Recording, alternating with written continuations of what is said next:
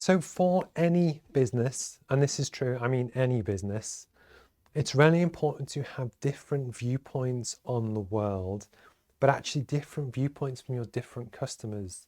Even take someone like Apple, they have a fair idea of people who their target customers are. But actually what you want to do is be able to communicate in different ways to really show and empathize with different audiences. And if you can, you build that into your messaging so that you understand and you can communicate and relate to different kind of audiences. One of the topics that I find really interesting is that I'm a 39-year-old white male based in England. I grew up here. I have a certain viewpoint on the world. Tony, who also presents on the channel, who's about the same age but he's from Nigeria, will have a completely different view, and also he's from a finance background as well. I'm an engineer. We have Ashley King, that's female, slightly younger, from South Africa, but again, my point being that we all have different views on the world. None of them are, I guess they're all correct to you, but no one person ever has a full picture on the community and careers and life and business, as in no one person's view is 100% valid. So one of the things that we wanted to do, and it's part of the reason for recruiting new presenters on the channel, is that what we try and do, and we're basically with some of the new guys that are going to come on board, what we purposely wanted to do is that not everyone can be in this physical room, because if you're in Australia or Japan or South America, you can't be here. So we're looking about how we solve that issue. But what's important to me is to find good people that have similar values and they understand what we're trying to do and why we're trying to do it. But essentially they have complete 100% remit and control to talk about whatever they want, as long as it relates to business, careers, culture, education, etc. But the idea is I don't want to tell them what to say. We did have some applicants from people that are just professional TV presenters that read a script, as where that's not what we want. What we want is actually for people to talk about things that they're passionate about through their own lens. So what they're doing is sharing their own life experience, that if you are a carpenter or a hairdresser or an engineer or an accountant or whatever, I want that view. I want people to know what you think, as opposed to writing a script that someone just reads out and presents. And just as a quick graphic, I will apologize. So if that's very crude, but take me. So we have all the different viewpoints. They're meant to be eyes, by the way.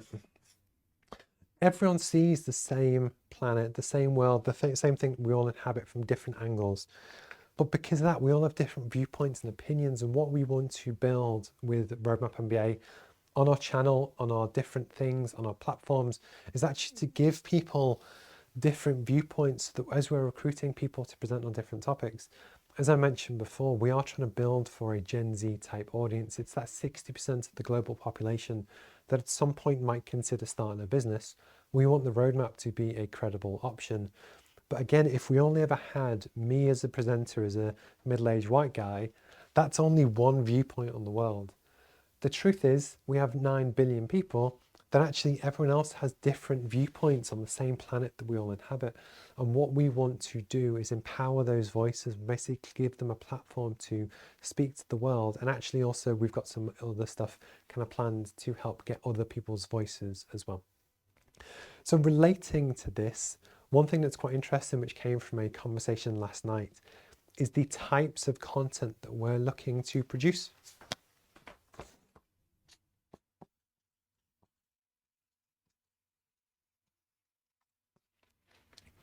So although this is a live broadcast, and we're about half an hour in so far, this falls into the kind of half an hour to an hour long form content. And what I wanted to do is talk about the different ways that within the roadmap we're looking to build different content styles for different platforms. So you kind of have the kind of 1 hour level. So actually, if you've ever seen Ashley King's or Tony's shows, often what they do is they pick a really interesting topic. So for instance, Tony's one on Tuesday was business lessons from the Roman Empire. And my interpretation of what he does is that he'll present a show for give or take an hour on a really interesting topic, which hopefully is like quite a cool university lecture. So if you go to university, it's often a 50-minute lecture and someone talks to you on a topic and you hopefully learn something. Ashley kind of does something similar, where essentially it's to give value over a longer form time kind of content. When I start to do the podcast interviews again, where we're looking to share other people's stories, when it's broadcast live, that kind of falls into this remit. But what we also do, and the way that I try and set up this show, is that although the live broadcast is in theory one block of 40 minutes or so, all of the different segments, so I pick 3 or 4 different segments, and each of them gets clipped up onto YouTube, which could be 8 to 10 minutes each.